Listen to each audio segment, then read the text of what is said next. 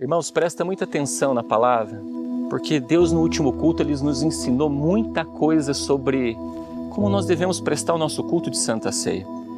E eu quero aproveitar essa oportunidade já nesse culto e consolidar diante de toda a igreja aquilo que a palavra de Deus nos instrui, para que o nosso culto seja racional, para que a gente venha prestar um culto que realmente agrada a Deus. E quando a gente presta um culto que realmente agrada a Deus, a Bíblia diz: agrada-te do Senhor, e Ele satisfará o desejo do vosso. Mas agradar do Senhor não é simples. Agradar do Senhor demanda descer, demanda humilhar, demanda reverenciar, demanda muito esforço da nossa parte, muita vigilância, muito sacrifício de oração. Demanda da gente a verdadeira conversão. Amém? Tiago capítulo 4, versículo do 8 ao 10 diz assim, chegai-vos a Deus, e Ele se chegará a vós.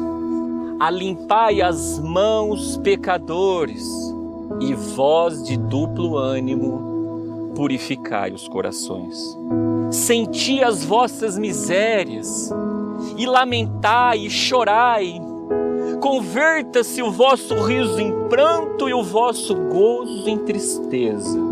Humilhai-vos perante o Senhor, e Ele vos exaltará. Olha como que começa o culto que a gente tem que prestar. Um culto de humilhação, para que Deus venha nos exaltar. Mas é no tempo dele, tá? A Bíblia fala: humilhai-vos debaixo das potentes mãos do Senhor, para que no seu tempo Ele venha nos exaltar. Então, primeiro a gente presta o culto. Segundo, a gente permanece firme, para que no tempo do Senhor Ele venha nos exaltar. E quando Deus exalta, irmãos, Deus não exalta como o homem do lado exalta. A Bíblia diz que não pode se esconder uma candeia acesa debaixo de um alqueire. Ele faz questão de botar no velador e mostrar para todos, sudecai, arridecom, manai decantas, o quão acesa está aquela candeia, o quão acesa está aquela lâmpada, para a honra e para a glória do nome do nosso Senhor. Amém? Então, o primeiro passo que a gente tem que fazer, olha como começa o texto: chegai-vos a Deus, e Ele se chegará a nós. Se Deus manda chegar, irmãos, significa que nós estamos próximos dele? Não, a gente está distante. Então, toda vez que nós nos distanciamos do Senhor, e o que é que nos afasta do Senhor? As nossas transgressões, as nossas iniquidades. Todas as vezes que nós nos apartamos do Senhor, o Senhor vai falar: chegue até mim. Ele vai dizer para mim e para você, ir até Ele. E como é que eu e você fazemos para nos achegar até o Senhor? Olha o que está escrito em Jeremias, capítulo de número 29, versículo 13, diz assim, e buscar-me-eis, e me achareis, quando me buscardes com todo o vosso coração. Tenho certeza que se a gente pegar aqui e começar a colocar numa balança, a gente vai ver que tem pessoas que estão mais fortalecidas e conseguem amar com mais força. Tem pessoas que já não estão tão fortalecidas assim e já não tem a mesma força. E Deus não está aqui para olhar e dizer, esse aqui tem mais, esse aqui tem menos. Deus está aqui para ver se a gente está colocando toda a nossa força, seja ela grande ou seja ela pouca força. Ele quer ver se a gente está desprendendo toda a nossa força. E Ele sabe, irmãos, quando a gente está amando Ele com todas as nossas forças. Ele sabe. E quando Ele vê que a gente está amando Ele com todas as nossas forças, você pode ter certeza, Ele não fica de braço, Ele vem ao nosso encontro. Ele vai ao nosso encontro. Por isso que Ele diz, chegai-vos a mim, e eu me chegarei a... Quer ver um exemplo claro disso? O filho pródigo.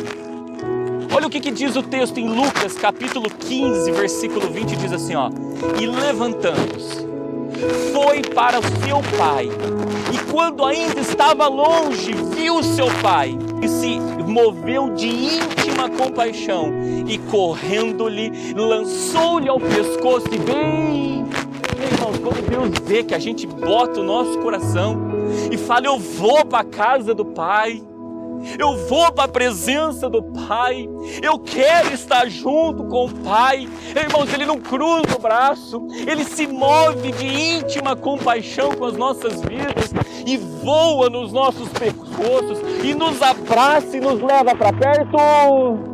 Ei, irmãos, isso é um Deus bondoso, que vê um filho que vai embora, se distancia, gastar tudo o que tem, irmãos, nos deleites deste mundo, se sujar no lamaçal do chiqueiro, comer bolota de porco. Mas quando Ele se manifesta para amar o Senhor com todas as forças dEle, por mais que sejam poucas e estão naquela situação, o Pai não cruza o braço, Ele move de íntima compaixão, Ele vem ao nosso encontro. Por isso o profeta Isaías narrou no capítulo 55, versículo 6, dizendo: buscai o Senhor enquanto se pode achar, invocai-o enquanto está, ainda é tempo de buscar. A porta ainda não fechou, irmãos. O Senhor ainda não buscou a tua igreja. Ainda dá tempo. Busquemos com todo o nosso coração. Então a primeira coisa que nós vamos aprender no nossa Santa Ceia, aqui é um lugar onde a gente vai participar do corpo e do sangue do nosso. A ceia já não vai mais ao encontro dos homens. Os homens vão ter que vir ao encontro, vão ter que buscar, e buscar de todo. Deu para entender até aqui? Quando é que a ceia, irmãos, ela vai ir até alguém? Aí Jesus disse: olha, estive enfermo e não me vis, e aí Ele vai. Ou seja, a pessoa olha, ela não tem condições, mesmo enferma, de não vir até o monte. Aí o Senhor manda a gente ir, porque a força dela não dá para chegar até aqui. O Senhor fala: estive preso e não me vis, e... ou seja, ela está lá cativa, não tem condições de vir aqui. O Senhor manda ir até o encontro, porque as forças dela não permitem que ela venha. Mas quando as forças permitem que venha, irmãos, a gente tem que vir e não esperar que o Senhor vá. Deu para entender? O filho pródigo não estava doente na cama. O filho pródigo não estava encarcerado.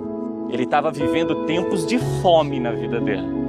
E quantos, quando vive tempos de necessidade, não vêm até o Pai, não vêm até a casa do Pai, não vêm buscar o Pai?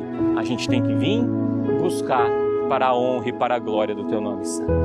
Segundo, o texto continua: alimpai as mãos, pecadores. Olha o que o texto manda: alimpar o quê? As mãos. Por que nós temos que alimpar as mãos, irmãos?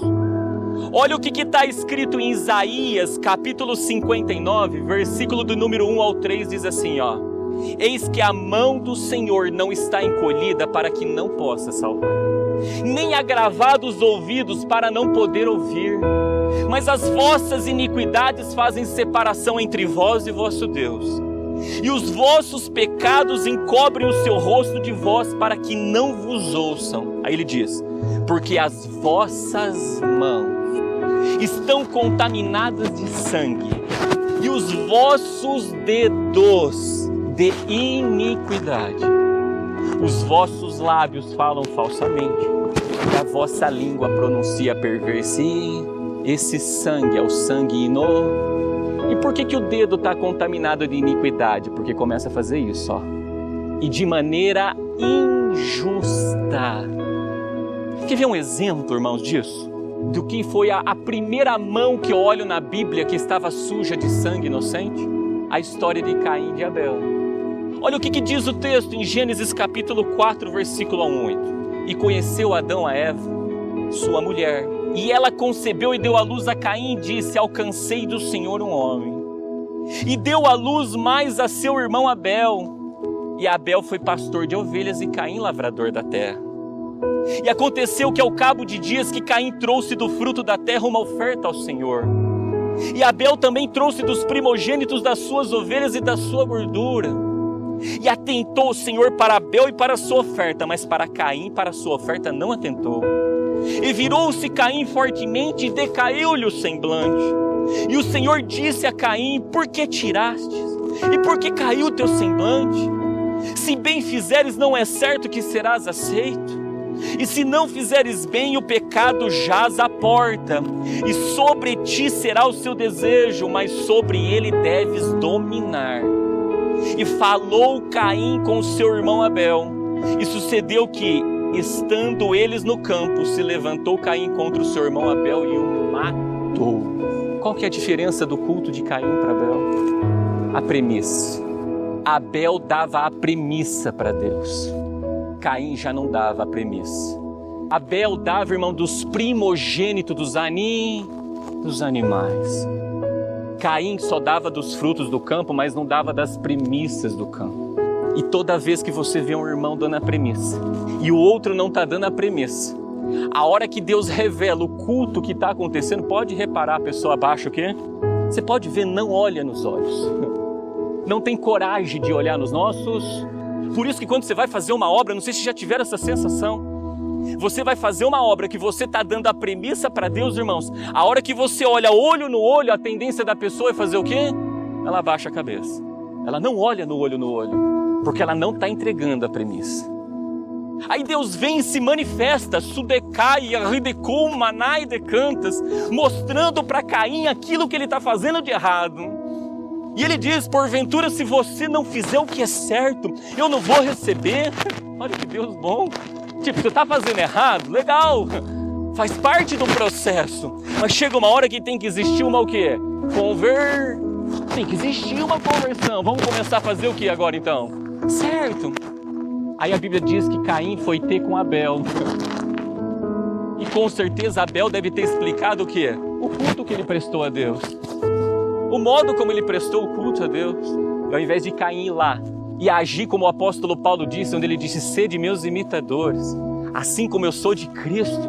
Não, a Bíblia diz que ele se levantou contra o irmão e matou o irmão. Sujou a mão com sangue o quê? Inocente. E aí quando a nossa mão está suja com sangue inocente, irmãos, Deus já não ouve mais a nossa oração. Deus já não estende mais as tuas mãos ao nosso. Por isso, antes da gente tocar no corpo e no sangue do Senhor Jesus, a gente tem que olhar para as nossas mãos e ver se as nossas mãos estão sujas com sangue, se a gente se levantou contra algum irmão que estava prestando o culto que Abel prestou. Se a gente foi ter com algum irmão que estava prestando o culto que Abel prestou. Olha o que o Senhor Jesus diz, e está escrito no Evangelho de Lucas, capítulo 11, versículo 49 ao 51. Por isso diz também a sabedoria de Deus: profetas e apóstolos lhes mandei, e eles matarão uns e perseguirão outros, para que desta geração seja requerido o sangue de todos os profetas, que desde a fundação do mundo foi derramado, desde o sangue de Abel até o sangue de Zacarias, que foi morto entre o altar e o templo. Assim vos digo, será requerido desta geração. Irmãos, Deus levantou um profeta para nos exortar, nos corrigir, nos redarguir. A gente vê que aquilo que ele está anunciando está fundamentado nas escrituras sagradas. Pelo amor de Deus, não mata aquele profeta. Jerusalém, Jerusalém, que apedreje e mata os profetas que lhe foram enviados. Quando a gente se levanta, irmãos, contra uma voz que é do Espírito, a gente começa a sujar a nossa mão com sangue, o quê? Inocente. E a gente não pode tocar no corpo e no sangue do Senhor se as nossas mãos estiverem sujas de sangue. Olha o que o filho pródigo fez. Lucas capítulo 15, versículo 21. E o filho lhe disse: Pai, pequei contra o céu e perante ti, e já não sou digno de ser chamado seu. Quando ele diz Pai, e perante ti, ele estava dizendo: Pai, lá atrás, quando eu procedi levianamente, quando eu quis pegar todas as minhas coisas e ir embora e te dei as costas, quando eu quis me deleitar, Senhor, eu sujei as minhas mãos com sangue. E ele reconheceu o erro. ele reconheceu que ele havia pecado contra Deus. E ele havia pecado entre os homens com sangue o quê? Inocente. Isso é lavar as mãos. Isso é limpar as nossas mãos. Não faça disso um ato de omissão, porque tem muito falso profeta, tem muito falso apóstolo, e esse Deus manda a gente entrar em juízo pela verdade. Mas quando o verdadeiro se manifesta, humilha-te, porque quem está falando na boca daquele homem é o próprio Senhor. E o Senhor fala, humilha debaixo das potentes mãos do... E está escrito em Abacuque que debaixo das potentes mãos do Senhor saiam raios o quê? Luminosos, resplandecentes, que ali é o esconderijo da sua força. Deu para entender? Então a gente tem que saber debaixo de que mão também a gente vai se humilhar. Porque se a gente se humilhar debaixo de uma mão que está suja com sangue inocente, saiba de algo, isso nunca será bênção para as nossas. Pelo contrário, a gente entrou debaixo de uma maldição. Porque aquele homem está impondo as mãos, rogando a Deus pelas nossas vidas, porque o céu está como para ele? Fechado. O ouvido de Deus está como para ele? Agravado. Os braços de Deus está como para ele? Encolhido. Estão entendendo, meus amados? Terceira etapa do nosso culto. Diz assim, ó. E vós de duplo ânimo, purificai os corações.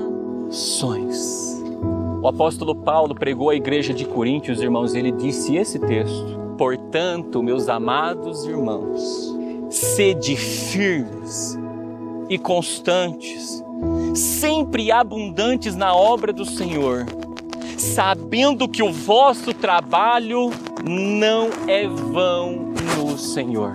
Você já viu pessoas que vivem uma roda gigante? Ou vivem, irmãos, uma montanha russa, né? Presta atenção. Dias bons e maus vêm para todo. O fato do dia mal vir, isso não me dá o direito de ser inconstante. Isso não me dá o direito de ter duplo ânimo. Ah, tô lá alegrão, porque tá tudo bem. Aí a coisa vem ruim, tô triste. Duplo ânimo, pode purificar o coração. Ele fala, o apóstolo Paulo, sede firmes. E você sabe o que é ser firme, irmãos? É ter fé. A Bíblia diz que a fé é o firme fundamento das coisas que se esperam. Então a gente começa a ter duplo ânimo porque a gente não tem, sabe o quê? Fé. Porque a nossa casa não está alicerçada onde? Na rocha. Lembra da pregação que foi ministrada, diz assim, vai tudo... Quando a pessoa está lá, o filho morto, na cama, e a pessoa está dizendo o quê? Vai tudo... Pronto, é duplo ânimo, irmão? Não, o que ela tinha? A firme convicção. Ai, tudo bem. Pastor, mas o que vem vindo? O vento que vem vindo? As ondas que estão chegando? Ei, quem edificou a casa na rocha? Vai vir, mas não vai... Então olha para ti no teu dia a dia, fala hoje eu estou radiante. E no outro dia, num abatimento, pode limpar o coração. Porque quem está com o coração cheio do reino de Deus, a Bíblia diz que o reino de Deus não é comida e nem... Mas é justiça, paz e o quê? Alegria no Espírito. E a Bíblia diz que quando o coração está alegre, o rosto está formoso, irmãos. Isso é o jejum. O jejum, irmãos, eu e você abirrogamos da nossa carne, os deleites da nossa carne ungimos, e todo mundo olha para nós e não vê que a gente está o quê? Jejuando. E tem casta de demônio, irmãos, que só vai sair com o jejum e o quê?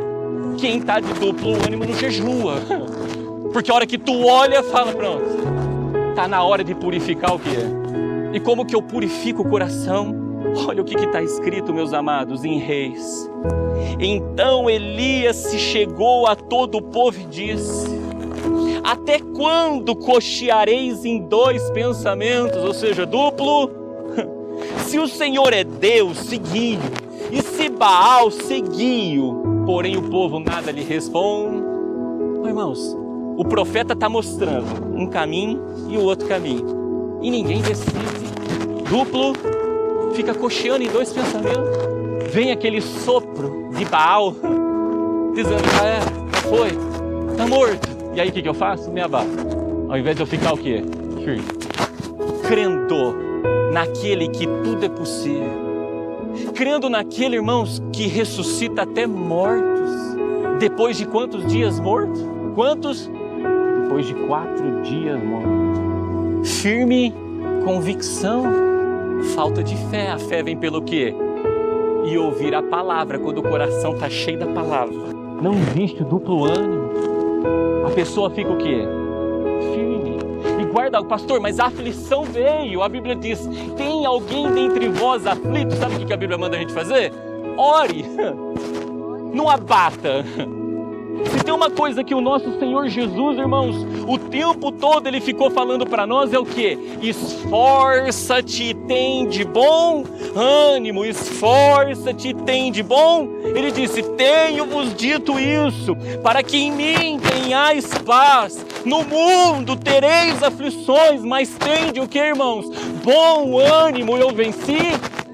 Se o ânimo desanima, eu estou com duplo, eu não creio nele. Mas quando eu creio nele, ele falou, em mim tenhais, ele disse, a paz que eu vos dou, o mundo não vou lá dar, igreja. O mundo não vou lá dar. Que Jesus é o verbo, e quando eu creio no verbo, na palavra, ele enche o nosso coração do quê? A aflição não tem como evitar, vai vir. Ao invés de abater, vai orar, vai colocar diante de Deus. E clamou este pobre, está escrito. E o Senhor livrou ele de todas as suas aflições. É assim que a gente procede. Agora, irmão, a hora está lá em cima, a hora está lá embaixo, a hora está lá em cima. Está na hora de purificar o quê? É a iniquidade que faz a gente ter duplo, porque a Bíblia diz, porque sobe aos vossos corações tais pensa. É a iniquidade, irmãos. Por isso que o filho pródigo, ele disse as duas coisas. Pai, pequei contra Deus e pequei contra ti. Contra Deus, ele estava confessando o ânimo do coração, os 2 pensamentos que ele tinha no coração dele. E pequei contra ti, ele estava lavando as suas. Aí você sabe o que o pai fez? Vai lá depressa, dá vestes novas, calçado novo, anel no dedo, e mata um bezerro e faz uma festa para ele. Porque aquele que se humilha, irmãos, Deus faz o quê? Exalta para a glória de Deus. Oh, meus amados, a gente não pode vir tocar no corpo e no sangue se eu não creio. Se eu não creio na verdadeira comida e na verdadeira bebida. Jesus disse, o meu corpo, a minha carne é verdadeiramente comida. O meu sangue verdadeiramente é bebida. Se o meu coração tem duplo ânimo, eu não creio no corpo e no sangue. Como é que eu bem toco? Estão me entendendo? A gente tem que ter essa firmeza, porque sem fé é impossível agradar a Deus. Continuando, meus amados, olha o que o Senhor continuou falando no versículo de número 9. Senti as vossas misérias e lamentai e chorai. Então, se eu estou vendo a minha miséria, que eu estou longe de Deus, que eu estou com as minhas mãos sujas, que eu tenho duplo ânimo, agora Deus vem e traz a diretriz dele para mim e para você. Ele fala, senti a vossa miséria, lamentai e chorai. Olha o que o apóstolo Paulo disse à igreja de Romanos: miserável homem que sou, quem me livrará do corpo desta morte? Dou graças a Deus por Jesus Cristo nosso Senhor. Assim que eu mesmo com entendimento sirvo a lei de Deus, mas com a carne a lei do pecado. Ele também disse: miserável homem que sou, o bem que eu quero fazer eu não faço, mas o mal eu estou o tempo todo. Irmãos, nós somos seres humanos sujeitos a muitas paixões. Existe uma lei no nosso entendimento que contrapõe a lei da nossa carne. Por que contrapõe a lei da nossa carne? Guarda algo. Quando Adão e Eva pecou e transgrediu, Deus deu uma maldição para a terra. Ele falou que da terra surgiriam espinhos e cardos, ou algumas traduções, espinhos e abrolhos. E o homem foi feito do pó do quê? O tempo todo está nascendo na carne, irmãos, espinhos e abrolhos. E quando o espinho gruda em nós, gruda onde? Embaixo. E para eu tirar eu tenho que fazer o quê? Eu tenho que descer, não tem jeito. O tempo todo eu não está roçando a terra. Por isso que depois, quando Deus nos ressurgir dos mortos, Ele vai dar para nós o que? Uma natureza incorruptível, que já não tem mais a maldição, que já não rege mais essa maldição sobre a vida. Só que o entendimento tem que estar o tempo todo o quê? Combatendo o bom. Por isso que quando a gente vem para o Evangelho e começa a crescer na graça e no conhecimento, as nossas batalhas vão o quê? Aumentando. Porque agora a nossa mente diz, não é para fazer, mas a nossa carne quer o quê? Quer fazer. E a gente tem que se esforçar e ter bom ânimo para poder o quê? Dominar. Nós somos seres humanos miseráveis, irmãos. O bem que a gente quer fazer, a gente não faz. Mas o mal, a gente está o tempo todo o quê? A gente está fazendo. A gente não pode deixar de reconhecer a nossa miséria. Olha o que o apóstolo João disse, irmãos. Ele disse assim, ó: se dissermos que não temos pecado, enganamo-nos a nós mesmos, e não há verdade em nós. Se confessarmos os nossos pecados, Ele é fiel e justo para nos perdoar os pecados e nos purificar de toda injustiça. Se dissermos que não pecamos, fazemo-lo mentiroso e suas palavras não estão em nós. Irmão, se a gente entrar na presença de Deus e não reconhecer que a gente erra, nós já pecamos. Não habita a verdade em nós. Todos nós pecamos. Todos nós falhamos. Mas Deus fala assim que aquele a quem mais é perdoado, mais ama. A semente do amor chama perdão. A Bíblia diz que aonde abundou o pecado, superabundou a graça de Deus. Ele é bom, Ele é misericordioso. E todos os dias, irmãos, essa bondade, essa misericórdia chega nas nossas vidas. Basta a gente reconhecer a nossa miséria, lamentar e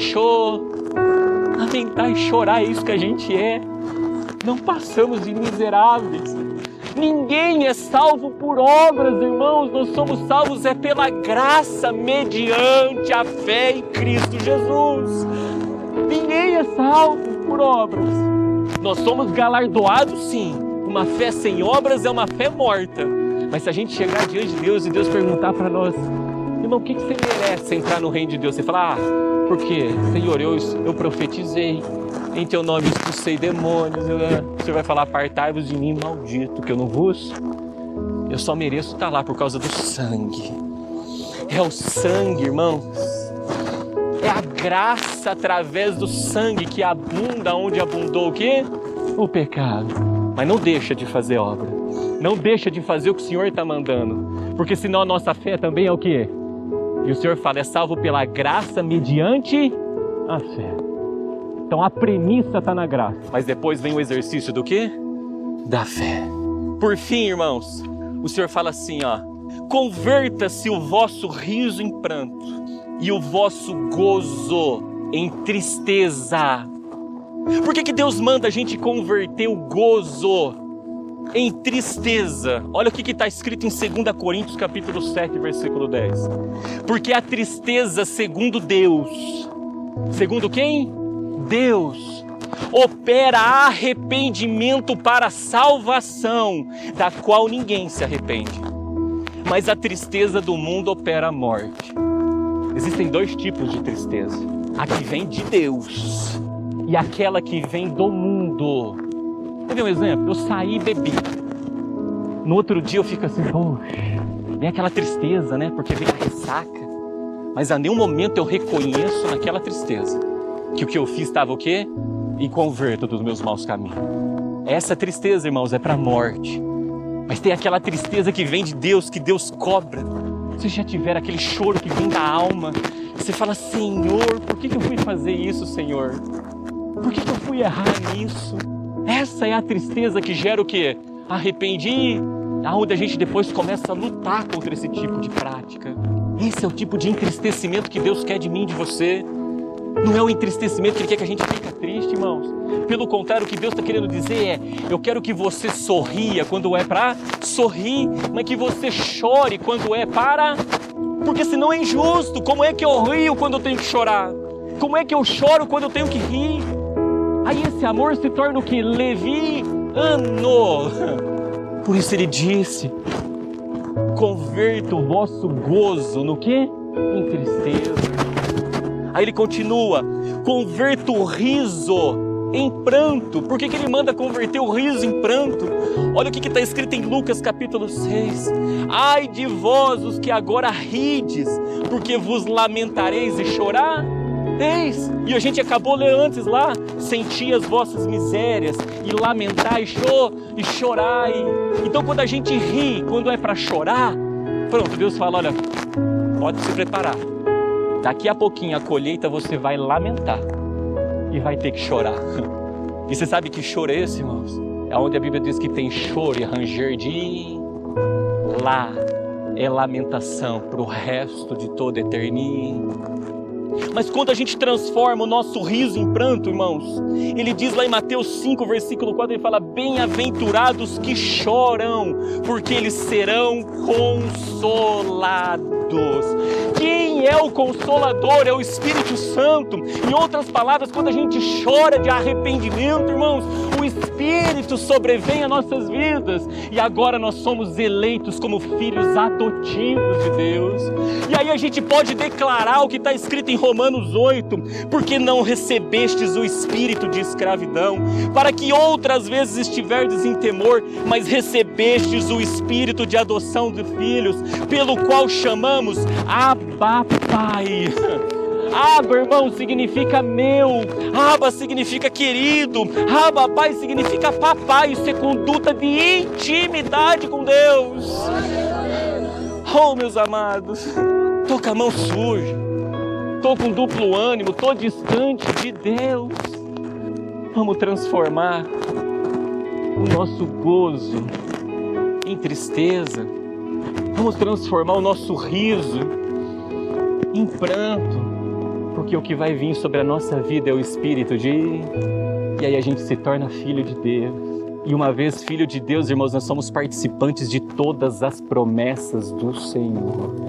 E aí é onde Tiago termina: humilhai-vos perante o Senhor, e Ele vos exaltará.